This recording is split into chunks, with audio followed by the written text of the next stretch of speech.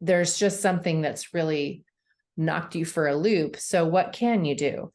Can you watch YouTube videos on craft? Can you listen to podcasts about running a business? Can you find ways to keep yourself inspired through hard times? Hello, writers and crafters. I'm Valerie Ihsan. And I'm Erick Mertz. And this is episode 146 of the podcast. It's February 14th, 2024, as we record this. Happy Valentine's Day. Happy Valentine's Day and Oregon's birthday, by the way. Oh, I totally didn't know that. Yeah. Valentine's Day, 1859, for those of you who celebrate. Our main topic today is how to maintain your business during crisis. So if you're watching on YouTube, I'm in a new location. If you're listening to us on the podcast feed, I might sound different. I don't have a microphone where I'm at. I'm just on the laptop even. So I'm in Turkey right now. More on that in the main topic. Right now, we want to thank our existing patrons for believing in us, in our work offline, here on the podcast, all of the above. You can support us by going to patreon.com/Valerie Ihsan for books and coaching and business advice, etc. And you can go to patreon.com/Strange Air Stories for short stories in the paranormal mystery genre. Announcements. You can go to valerieihsan.com/retreat for information on this year's writing retreat, taking place in August in Oregon, Marcola, Oregon, on the Mackenzie River. It's fabulous there. 3 days, 3 nights, gourmet food, sleeping in a teepee. It's amazing and beautiful out there. And there's going to be 4 different writing workshops and an open mic and a scene analysis circle and yoga. And it's pretty rad out there. I really think you should go check out the website for more information. And I'm going to be doing a reading in Eugene at the beginning of March at Tsunami Books to read from my, I'm in an anthology. And so I'm going to be reading my essay from that anthology, along with a bunch of other people reading their work from that anthology. Very cool. Very cool. Those are my announcements. Do you have any? No real like announcement stuff. Well, I guess I could say I am actively getting ready to debut some new series stuff. Mm-hmm. Maybe a new series, maybe some new series stuff. I'm going to live in vague land for a little while because I haven't like fully, put it into that package yet, but stay tuned because I think I'm going to do something that will kind of last the spring and summer season. Mm. Yeah. So stay tuned. Yeah. So that's kind of like the pre-announcement announcement. It's like this is like the anticipation of an announcement, which is great. It's really great. It's vague booking, as they say. Well, that's the way you have to market now, I think, Yeah. right? I love that you're right, taking a sip of your tea and I have wine. because we're 12 hours apart, right? Or Yeah, 10 hours 11, apart. but yeah, it's 7 o'clock in the evening over here. Yeah, it's 8 in the morning. So if wine at this point would be a curious choice. So author update, was that your full author update or?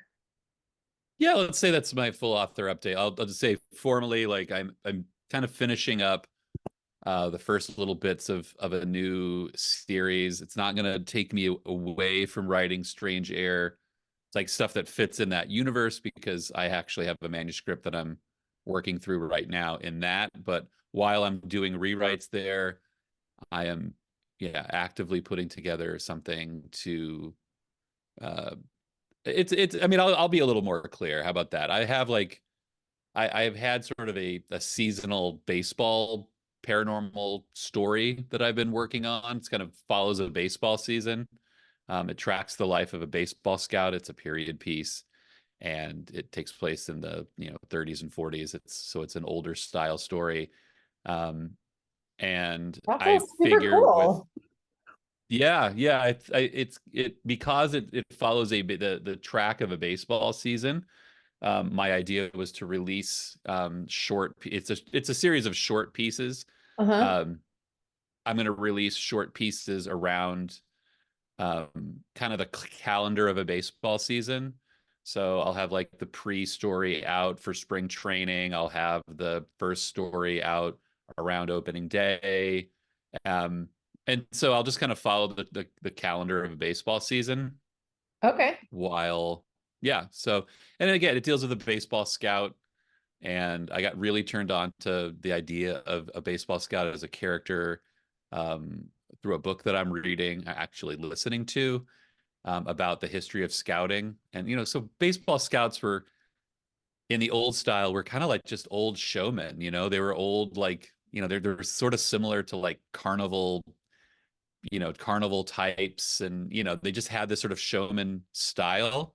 And I listened to this book and it was just like so vividly like, okay, this is the perfect setup for the story that I've been thinking about. And this is the perfect way to tell this story that I've been sort of working on.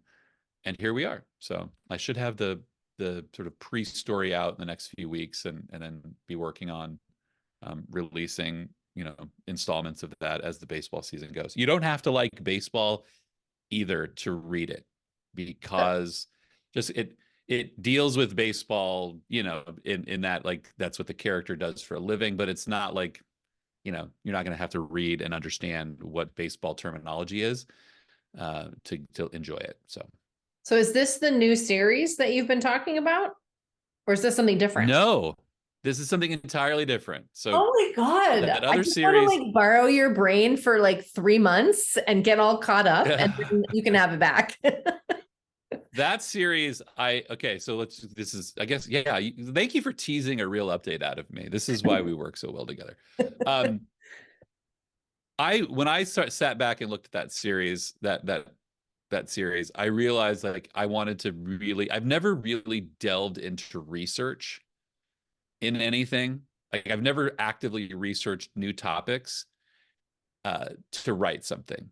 And I mean, I will do little bits of research on, okay, we're on a plane. It's 1983. What was flying in a plane like back then? I'll do a little bit like that. But that series has to deal with like sort of the evolution of man and prehistory, sort of our, missing links in the chain of human evolution. Hmm. And I think it's a really fascinating part. It's just a fascinating field of science and history, is to look at sort of again, what were we before we were human Homo sapiens? What were we after we were Neanderthal? Like what were these pockets of history that we've missed? Well, this whole series is about that. And as I wrote out all these stories, I realized how much better it would be if I had a real good grasp of what that science and what that history and what all that was like. So I'm while I'm putting out something that I've just literally, I could write. I mean, I've already done the lifetime of research on this baseball novella series. Um, I'm like, I'm gonna actually like delve into some really interesting history and figure some things out and really give this series the feeling of like knowledge. So So is that this, one, that one's tabled for research. Like I've been researching on that one. but you've got it all planned out. It's all planned out. Like the first two or three stories are written in draft one. But I also, and I'm using my NaNoWriMo project. I'm using another like sort of writing sprint exercise in that series. But a lot of when I write that kind of stuff, like if you look at my draft, it'll say I'll just enter like, insert specific knowledge here, insert specific knowledge there. And that's how I get around the like, how do I research, how do I write something that I need to research? Well, I'll normally just put an insert. Mhm. Those manuscripts and stories were so littered with inserts. Mhm. And I recognized that as I was adding those little inserts, like these are places that I don't want to gloss over. Like I'd really like to delve into that creepy, like missing link stuff and really give it that feel of like scientific accuracy, Well, is this going to be as paranormal much as I can. also? Yeah, it's paranormal mystery. Okay. Um, it involves like a mastermind plan to like awaken like kind of long dormant missing links in the human history chain. It's like that's what the active villain is doing throughout the story. Okay. And so I thought, like, what if he's like, I want him to be really scientifically smart and like, very, astute. And so, yeah. Cool. Um, Yeah. my update is far less inspiring. I'm currently in Turkey. My mother-in-law is in ICU, has been there for a week. So we're just sort of hanging out. We were supposed to come home today, but we decided to stay on. And I don't know what else to say besides that. So she's had no change for the last 2 days in ICU. Oh, a couple other announcements, I suppose, in my author update world. I am teaching a class at Word Crafters in Eugene. Well, it's a hybrid class, so it'll be virtual and in person. And it's starting May 15th, and it'll go 6 weeks on Wednesday nights. And it's going to be on exploring imagery through the senses in creative nonfiction. So that'll be an interesting class. I'm looking forward to that. Yeah, I guess that's my author update. Which Cool. will Cool. which goes into our main topic, I think. Oh, but we haven't talked about what we're reading. What are you reading? Oh, what I am reading a book called The Devil Himself. I just started it. It's for work. It's a client. I have a client who's adapting that book um, who's adapting that book, and yeah, so I'm reading it, Mhm. and it's Southern Gothic, like kind of dark mystery type. It's kind of grim. So yeah, it's it's a doozy. I'm also reading a book called Dollar Sign on the Muscle, which is that book about baseball scouting that I was referring to before.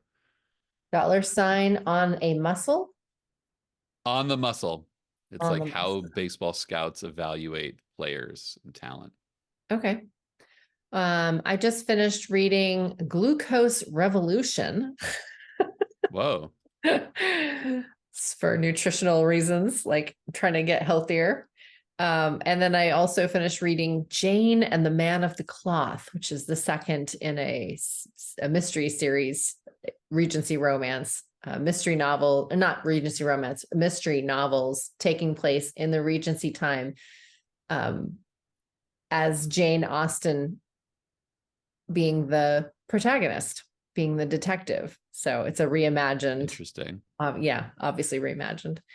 It's a fun read. I liked it. So the next book I think I'm going to read is a used one I picked up from Tsunami, The 7.5 Deaths of Evelyn Hardcastle, Mm, Stuart Turton. So that's what I'm going to start reading probably tonight interesting. before I go to bed. Which isn't long from now because it's night where you are. Yes. So I thought we could talk about maintaining business during crisis. Yeah. um, well, I brought my laptop and all of my stuff to do work with, and I haven't cracked it at all.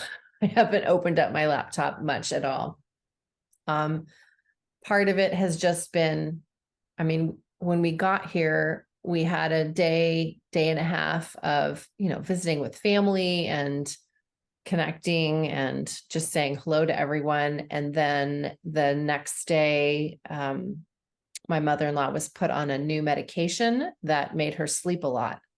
So basically after that, it was just a few days of holding her hand and trying to talk with her whenever she would surface, but was mostly like living in dreamland and mixing with reality, but mostly dreamland.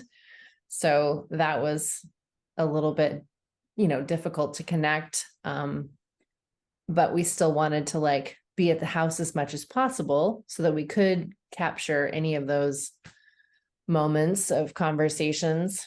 And then she went into ICU. So we have been, Ali's friends here are wonderful, and his cousins, that they've been taking us out in the evenings for dinner and, getting us out of the house at least once a day to take our mind off things.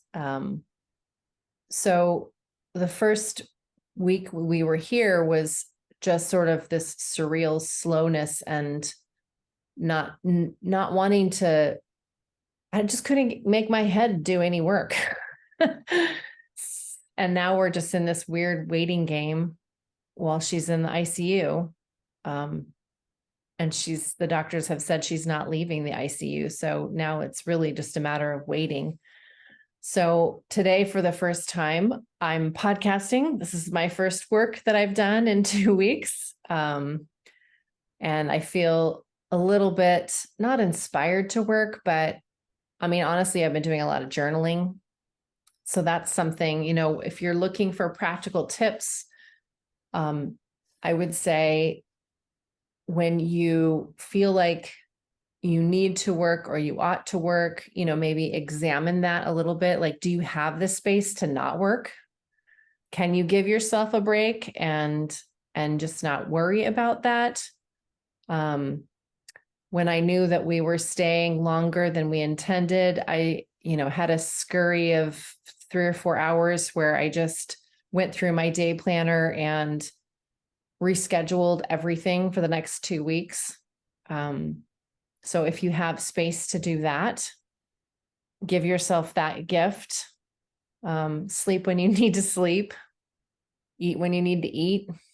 I've been meditating a lot. So those are things that I can do, like health-wise, mental-wise, to keep me going. I try to have some semblance of normal routine, if at all possible, even if it's just like 2 pieces of a normal routine, anything to anchor yourself to feel remotely normal. And like I said, I've been doing a lot of journaling and like personal development work. So in my brain, that's part of owning your own business too, is if you are the CEO of your author business, then part of your job is to develop that. I mean, you are the brand, you are the workhorse, you are the CEO, you run things, you have all the ideas. So whatever you can do to help yourself through the crisis, whatever the crisis is, like maybe you've been injured and you just, maybe you broke your arm and so you can't type. I don't know, like there's just something that's really knocked you for a loop. So what can you do? Can you watch YouTube videos on craft? Can you listen to podcasts about running a business? Can you find ways to keep yourself inspired through hard times? So I guess that would be my first couple of tips. Well, I think you said something that hit it for me, and that is like, well, you use 2 words, like there's inspired and motivated, and I think one, I don't know. I mean, having been through similar things that you're going through, it's like motivation is like is temperamental, right? I mean, it's like you bring the laptop because you think you're going to want to work and you have all this time, so you see the window, but do you have the motivation? I mean, do you really have like, I don't know. I just think it's being able to step back and look at it from like from a big picture perspective. Like, do I have the motivation to do this? I think sometimes the impulse is like, I need to do this because, and that can be really damaging. I think it's like if you're pushing yourself to do things that you're just not capable or ready or capable just of doing, like it can be really, I don't know. For me, that's always a big setback. Is like pushing myself beyond capability, and then the work suffers, and then you suffer. There's a bit of guilt from that. So I don't know. I think it sounds like you're listening to yourself, and that's a pretty pretty smart thing to do at this point, versus like forcing yourself. Well, I think also I mean, for me, but I'm sure this is true for a large part of the population too, grief is exhausting. And also, Yeah. there's a large part of like brain fog that goes on. You feel like you're kind of swimming through the surreal, whatever, soupiness, and it is hard to focus on things. So, making yourself sit down and write words, or making yourself sit down and write, I don't know, marketing copy or update your website, or, I mean, those things, frankly, might not even seem important right then. And that's okay. So, fighting through brain fog isn't, like you said, maybe productive, really. Like, you can try to sit down and work, but should you?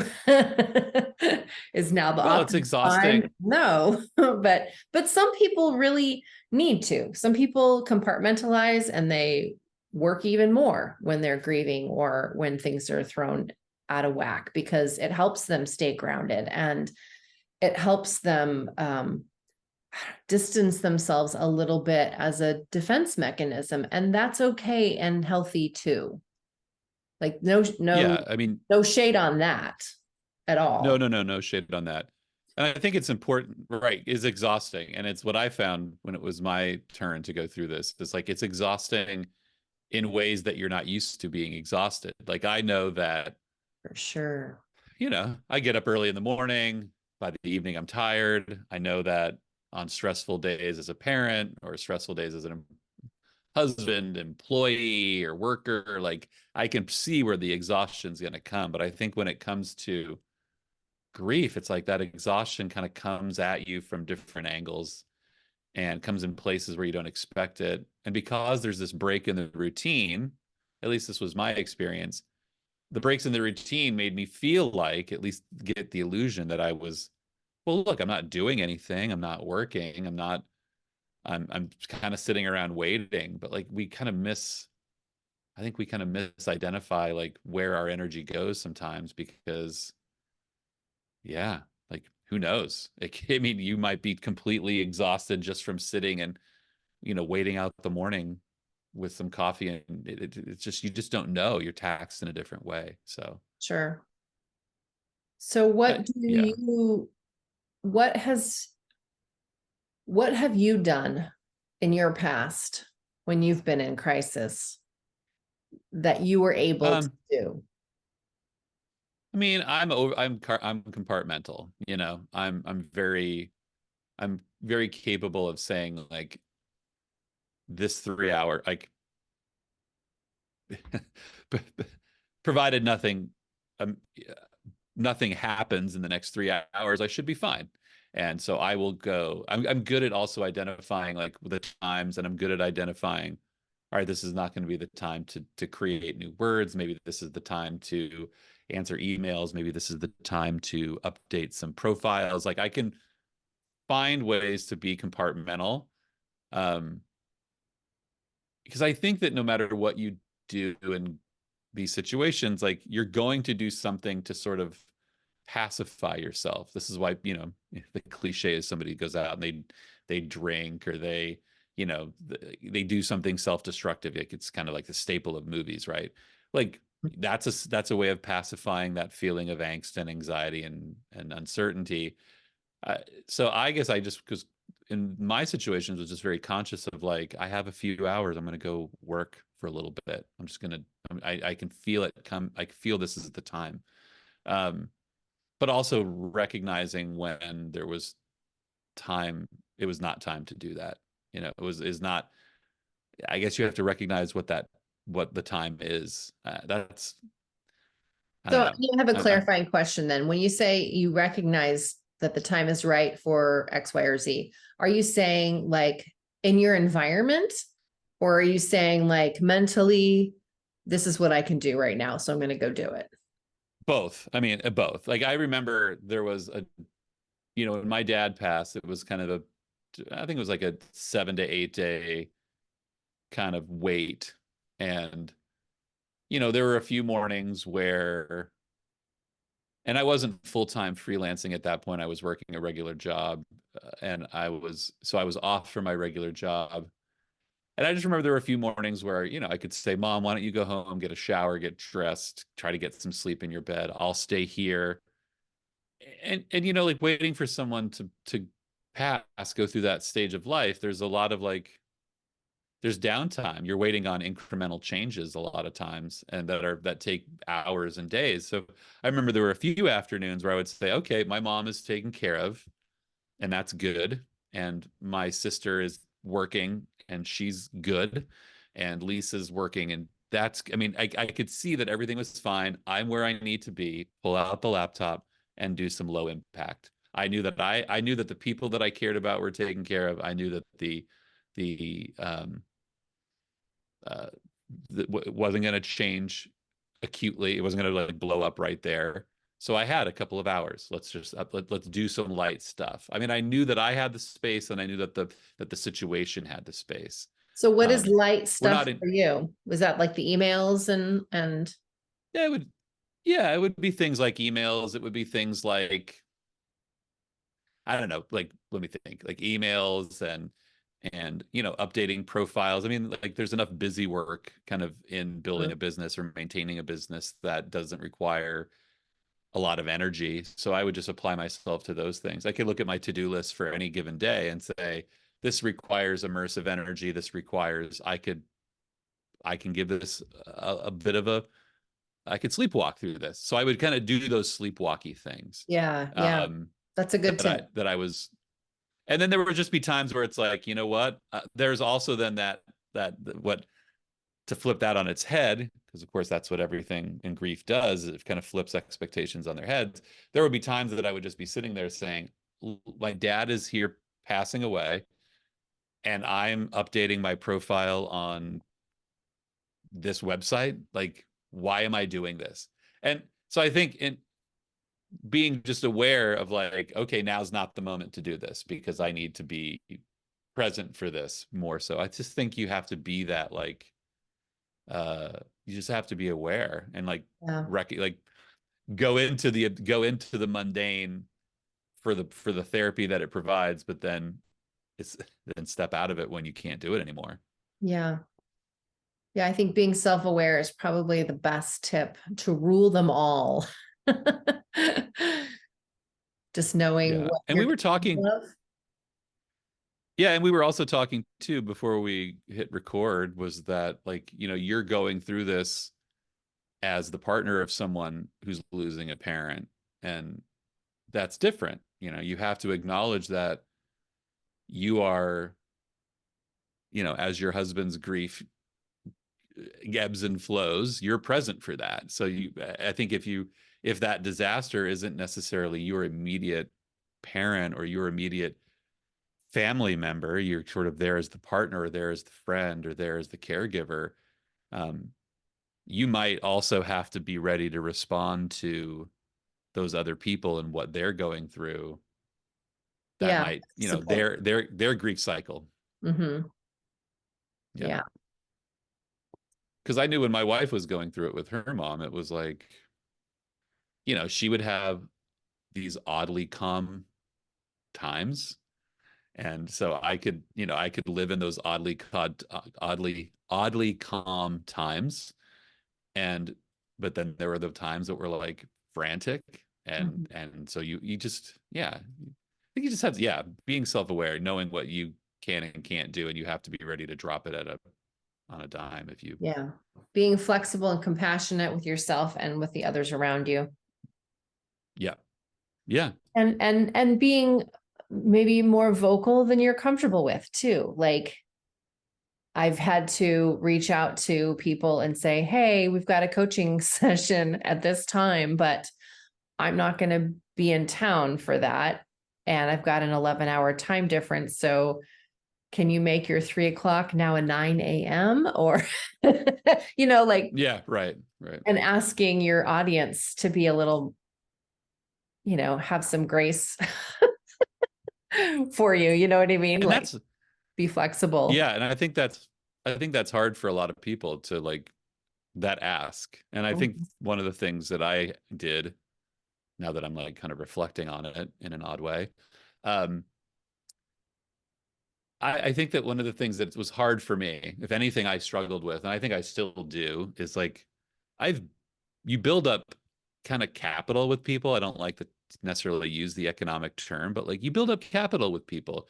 You build up trust when you show up for them when they need you, whether it's a work situation or a personal situation. Like these are the times that you draw on that. These are the times when you can say, "Hey, can you reschedule that appointment? I've made every schedule, you know, and in the back of your mind, it's okay to say like I've been there for every one of those appointments um, up until now. Can we just shift this one? Like I think being okay with the ask is really important at this juncture in your story, you know? And based on your level of comfort too, and your level of privacy, maybe sharing why you need to change the appointment. So it doesn't seem like it's just out of the blue. Hey, this is all of a sudden inconvenient and I need to move you around. It's not that. It's, well, actually, this is what's going on right now. And also with your emails too. Like I've been getting emails and feeling like I can't respond right now. You know, I'm not in the headspace to respond right now. And then realizing, okay, 3 days have gone by and I haven't responded to this potential client. That's not cool. Okay, let me say, hey, sorry for the delay. This is what's going on over here. I'll get back to you, you know, in a few days or something, you know, just to give them a basis of I'm not a flake of a business person, you know, I can be trustworthy, but here's what's going on for me. Please have some patience. And that will help your Yeah, I business don't, I too. think, yeah, I think there's oversharing. And then I think there's like respectful honesty. I mean, I know that I don't know, I don't mind. And even in like, these are minor things, but like, I don't mind. I mean, with COVID, I think COVID got me over a lot of that like privacy shock. Because for a while, like, hey, my kids got COVID. I just can't keep, I'm not able to keep it together right now. Got to reschedule. Like that's divulging health information, which, you know, is a bit of a taboo in our culture, but it also like not to, you're not merely doing it to lend an air of seriousness, but I think it's just letting people in on a little bit of what your experience is and what you're going through. It's just it's a bit of connection that I don't know. I think it builds up that little bit of that. This might be a bad term, but like professional intimacy. Like, hey, this person's opening up, and now you can ask me if you need to reschedule something. If you don't have to push yourself. I have some long-term like relationships that I have like with referring agents and companies and things, and you know, relationships that I've cultivated for a long time, and we've gotten to a place where, hey, this is what's happening. Can't do it. Um, and I think that's really, people want that, especially if you work remotely and work for yourself. It's like you lose that in the office feeling of like knowing what real human beings are going through. So Yeah. I don't overshare, but I definitely share a little bit because I want people to feel like we're together, you know, like Camaraderie. value our relationship more than just clicking the timesheet, you know. Yeah. I don't know. Some people might find that to be a bit. I don't know. I can think of just how I can hear that. Like, don't overshare. Keep it professional. Um, I don't know. It's never been my style though. Me either. I mean, I'm professional, but but I do tend to maybe overshare. I don't know. That's what the podcast is for. I get to like talk shop and, you know, overshare with you on air. But somebody about 8 years ago, I remember somebody saying on NPR, somebody saying, we don't like, there's this thing about not in our culture about not talk. You don't talk about religion and money and Mhm. politics. These are like topics you don't talk about. Well, that kind of thinking has evolved us into a culture that can't talk about politics, money, uh, religion, those kind of things that are touchy. And why do we tell ourselves we can't talk about them? Because they bring up feelings, because they bring up, well, do you think maybe like part of how you break that paradigm is by talking a little bit more about those things? You don't have to overshare. You don't have to go into like the intimate details, but hey, we're grieving over here. can I redo this? It's not, I mean, we're going through something over here. It's not, I don't know. I think it's just opening up that, just opening up that cultural conversation a little bit more. I think that's what we're doing overall as a culture. Is we're talking more about emotions. We're talking more about uncertainties. We're talking more about anxieties. And I think that really brings, and you alluded to it before, just that connection with between humans. We were out Yeah. at dinner, and we went to this restaurant that is one of our favorites over here. And we go every time we come here, we go there once or twice while we're here. Great restaurant, wonderful service. The owner comes out to the table and talks with you while you're eating. You know, it's just wonderful, wonderful service. And this time he didn't. And we were kind of wondering why, like it was so out of the ordinary. And then as we were leaving, he shared that he'd just lost his father. So Right. it was just another reminder that when you are living your day-to-day life and you're interacting with taxi drivers and cashiers and, you know, people on the phone, you're making appointments, like everybody has a story. Everybody is Yeah. having their own lives and their own experiences. And if you think they're being rude or off or just not nice or, you know, whatever, like maybe it's not because they're a jerk. Maybe it's because something terrible just happened to them and they're trying to deal with it.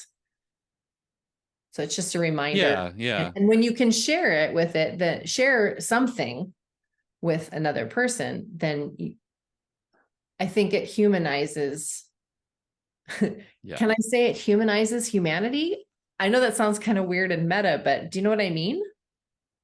I do. I think there's this like, that's what I was kind of alluding to, is that like I think we have this sense of humanity, but there's also like little boundaries that we've created around very important parts of humanity, you know, and we don't talk about this, we don't talk about that, we don't talk about that, but we're going to treat that person like a person. And I don't know, I think I remember a few years ago when like one of my kids' teachers was going through something, and she had made it known to some of the parents that she was going through something, and my son, who was too young at the time to really understand, was like, oh, she's being mean, she's being mean. And I could just like really feel for this person, like they're not being mean, they don't have it for a room full of first graders right now. Like they are showing up because they're a pro, but they're also like not showing up here. And I don't know, I just think like as much as you can, like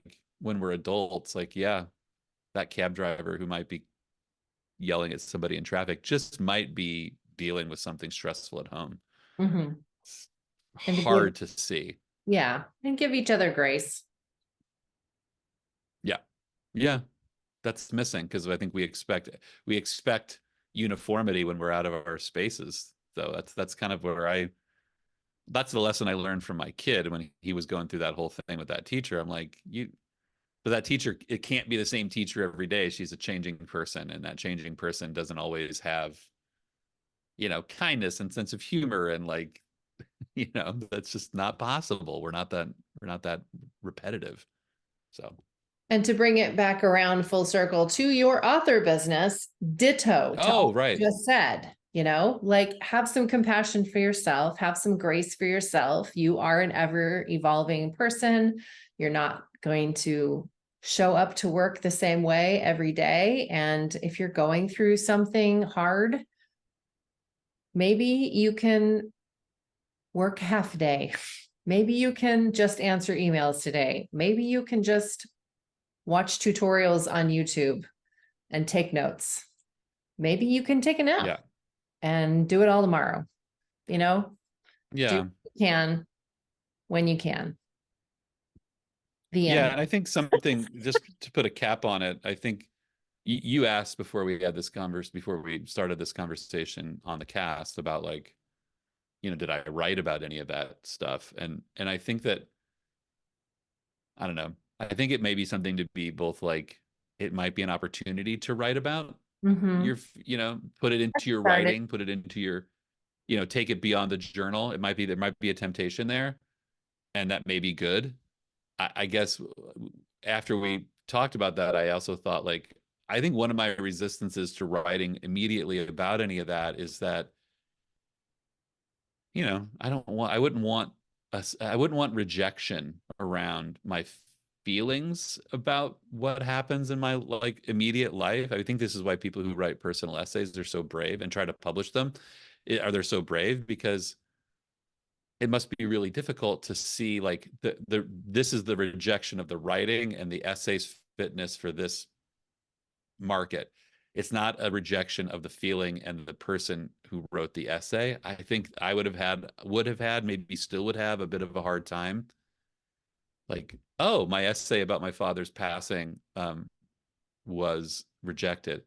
Um, Another funny little thing that I thought I would mention too is like I used to review music, and I got this album. I won't say the person's name. I didn't like it.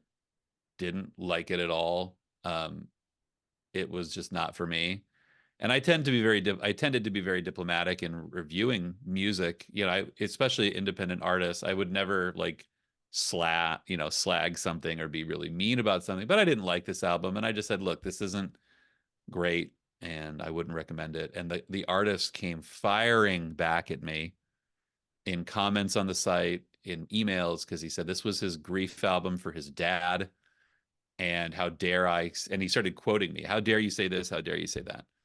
And I read that it happened right around the time that my dad passed away, and it kind of solidified that feeling of like I wasn't talking about like this album is not valid, the feelings are not valid. I just didn't like it, but by putting it out there, he was risking rejection of his grief, and that might be hard for people to accept if like as a memoir writer, that is something that there's something a little bit separate that memoirists have to deal with than fiction writers. And that comes up in book coaching for me when I'm coaching someone through writing memoir. But yeah, you do have to have that extra level of separation and remember that any feedback you get is for the writing and not about you personally. Yeah. Yeah, we kind of put that. True for any writer, actually. That sometimes. Yeah. Yeah. I think if you put a lot of yourself in anything and it's not accepted with open arms, it can feel like a rejection wholesale, but there's so much more that goes into rejection than just you. So, yeah. All right. Well, I think that's all I have to say about keeping up your business. I was just going to say, I think we could talk about this for the next 2 hours, but alas, it's late. It's late where I am. It's all right. Yeah. And it's early here. So thanks for talking with me. My pleasure. I wouldn't say my pleasure other than I'm glad I can be here for part of this. So thank you. And for listeners, we will see you next week on another topic of Erick's choosing, because my brain fog is real. Oh boy. So the pressure's on, people. Any topic choices, you can send them to Erick. Any suggestions? And we'll see you next week. Bye for now. See you next week. Bye-bye.